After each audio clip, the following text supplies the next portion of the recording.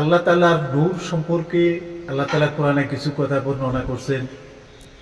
আল্লাহর নূরে রসুল পয়দা, আর রসুলের নূরে এই সারে জাহান পয়দা। তো নূর কি বস্তু?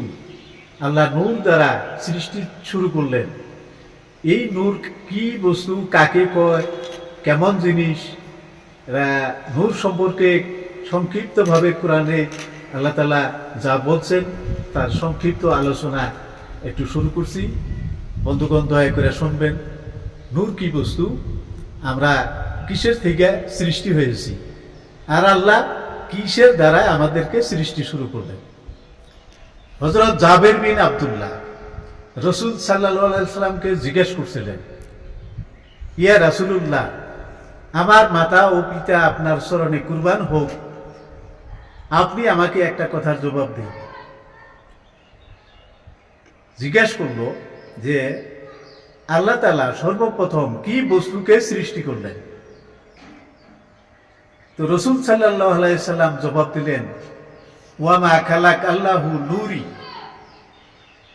আল্লাহ তাআলা সর্বপ্রথম আমার নূরকে সৃষ্টি করছেন।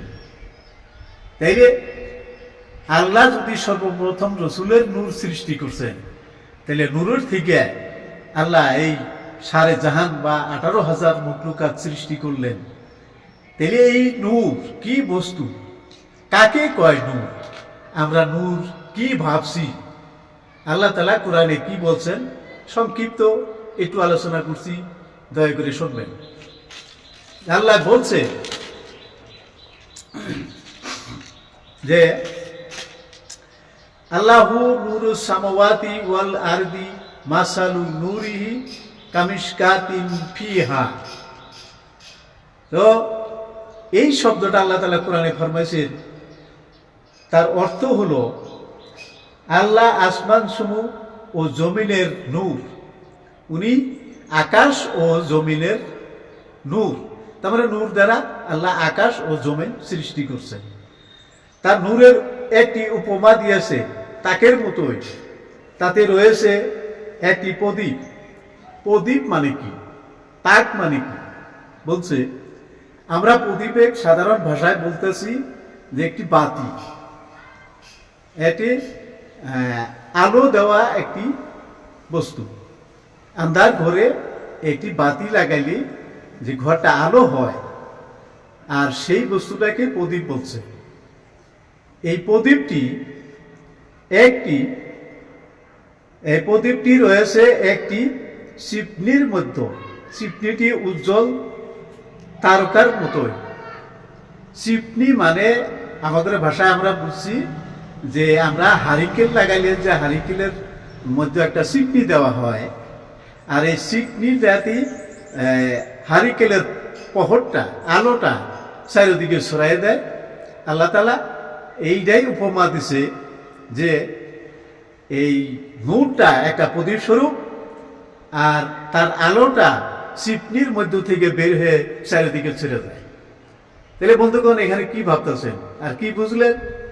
যে এই নূরকে আল্লাহ তাআলা একটি প্রদীপ স্বরূপ উল্লেখ করেছেন। প্রদীপটি এমন বস্তু যে আন্ধার ঘরে লাগাই দিলে চারিদিক আলো হয়, প্রহর হয়, উজ্জ্বল হয়। উজ্জ্বল বস্তুটাকে আল্লাহ তাআলা প্রদীপ হিসাবে ঘোষণা করছেন, আর প্রদীপটি নূর হিসাবে আলোচনা করছেন। তাই নূরের কথা বলছেন আল্লাহ তাআলা। প্রদীপটি বরকতময় জয়তুন গাছের তেলের দ্বারা জ্বালানো হয়। এই যে জয়তুন গাছের তেল, এইটা এমন একটা বস্তু, আপনি ঘরের কোনো অংশে 1 ফুটা জয়তুন তেল যদি লাগাই দেন, তাহলে সারা রাত আপনার এই আন্ধার ঘরটা আলো হয়ে থাকবে। জয়তুন তেলের এত ক্ষমতা, এত কেরামতি। তো এই জয়তুন তেল নূর সমতুল্য একটা উল্লেখ করছেন আল্লাহ তাআলা, যে জয়তুন বৃক্ষের তেলটা এইটা নূরময় তেল, এটা আলো দেয়। নূর এমন বস্তু জয়তুন বৃক্ষের তেলের মতো। তো তাই আল্লাহ তাআলা বলছে যে পূর্ব দিকেও নয়, পশ্চিম দিকেও নয়, এর তেল যেন আলো বিকিরণ করে। এইটা পূর্ব দিক বা পশ্চিম দিক এমন আলো দিবে না, মাত্র আপনি যেখানে আছেন সামান্য কিছু জায়গার মধ্যে একটা আলো হবে, এটাকে বিকিরণ বলছে, যে একটা সাধারণ আলো। কিন্তু এই আলোটা সারা পৃথিবী শুদ্ধে ছড়িয়ে দিবে না। তাকে যদিও তাতে আগুন স্পর্শ না করে নূরের উপর নূর, যেমন আগুন দিয়ে জ্বালানো হয় নাই, কিন্তু আগুনের থেকে বেশি প্রহর হয় আল্লাহ তাআলার এই নূরের। এটা নূরের উপর নূর, নূরের উপর নূর, নূর নূর নওয়ালা নূর, নূর কামিশকাতির নূর। নূর চন্দ্রর ন্যায়, যে চন্দ্র আলো দেয়। নূর তারকার ন্যায়, যে তারকাও আলো দিতে পারে। নূর সূর্যের ন্যায়, যে সূর্য আলো দিতে পারে। নূর একটা প্রদীপের ন্যায়, যে প্রদীপ ঘরে আলো দিতে পারে। এই নূর দ্বারা আল্লাহ তাআলা সৃষ্টি শুরু করলেন। তাইলে আপনার আমার দেহের মাঝে আল্লাহ তাআলার এই নূর আছে, আমার দেহটাকে আপনার দেহটাকে সম্পর্ক করে একটা আলো করে রাখছে, একটা প্রহর দিছে। তাহলে আপনি নূর কি ভাবছেন, কি বস্তু? তাহলে আরো একটু এগিয়ে আসুন। আল্লাহ কইছে আমি যাকে ইচ্ছা নূর দ্বারা হেদায়েত করি। এই যে নূর দ্বারা হেদায়েত করেন, তাহলে এখানে বোঝা যাইতেছে নূর আল্লাহর একটা রহমতের বস্তু, একটা দানীয় বস্তু। আল্লাহ তাআলা মানুষের দান করে দিয়ে তাকে নূরের দ্বারা হেদায়েত দেয়। তাইলে এই নূর আর উনি যে সৃষ্টি শুরু করলেন, এই নূর একই নূর নাকি? দেখেন, সৃষ্টি শুরু করছে যে নূর দিয়া, সেই নূর আর আলো দেওয়া নূর এক নূর নয়। সৃষ্টির নূরটা আলাদা নূর হবে। যেমন রসুলের নূরে সারে জাহান পয়দা। যেমন একটা মানুষ থেকে আর একটা মানুষ তৈরি হয়, তার থেকে আরো একটা মানুষ তৈরি হইতেছে, এভাবে মানুষ সৃষ্টি শুরু হয়েছে। আল্লাহ তাআলা বলছে যে আমি আদমেক বানাইছি সোনে ঠনঠনার সাজে ঢালা মাটি দিয়ে, আর মানুষকে সৃষ্টি করলাম নিগড়ত পানি হইতে। শব্দটা কোরআনে আছে। তাহলে নিগড়ত পানি হইতে মানুষ সৃষ্টি করছে আল্লাহ তাআলা। তাহলে এবার এই নিগড়ত পানি আল্লাহ তাআলার নূর নাকি?